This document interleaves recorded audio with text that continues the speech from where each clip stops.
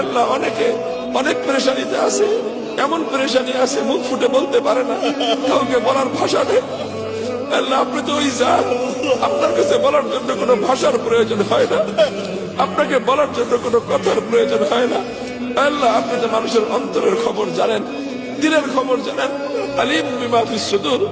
আল্লাহ কোন পেরেশানি কারো দিলে যদি থাকে, দুনিয়াতে শুনবার কেউ নাই, বলবার কোনো জায়গা নাই, আল্লাহ একমাত্র মানজা আপনি।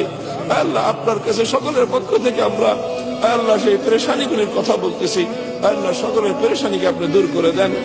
আল্লাহ আমাদের বাবা মা অনেকে কবরে শুয়ে আছে, আল্লাহ জানি না মমতাময়ী মা কেমন আছে, আল্লাহ জন্মদাতা বাবা কেমন আছে জানি না। আল্লাহ আল্লাহ বাবা মাকে কবরের মধ্যে শান্তিতে রাখেন।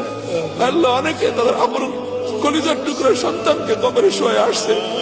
আল্লাহ সেই সন্তান, আল্লাহ যে সন্তান একটু ঘুমাইতে না পারলে মায়ের ঘুম হতো না, বাবার ঘুম হতো না, সেই বাবা নিজের হাতে নিজের সন্তানকে কবরে শুয়ে আসছে। আল্লাহ সেই বাবার সন্তানকে আল্লাহ আপনি সারা হাতের সাথে রাখেন। আল্লাহ এই ভূখণ্ডের জন্য অনেক মানুষ অনেক রক্ত দিয়েছে, অনেক চোখের অশ্রু দিয়েছে। আল্লাহ এই ভূখণ্ডের উপর শত্রুর চোখ পড়েছে। আল্লাহ শত্রুর হাত থেকে, চক্রান্তকারীদের হাত থেকে আল্লাহ আমাদের দেশের প্রতি ইঞ্চি মাটিকে আপনি হেফাজত ফরমান।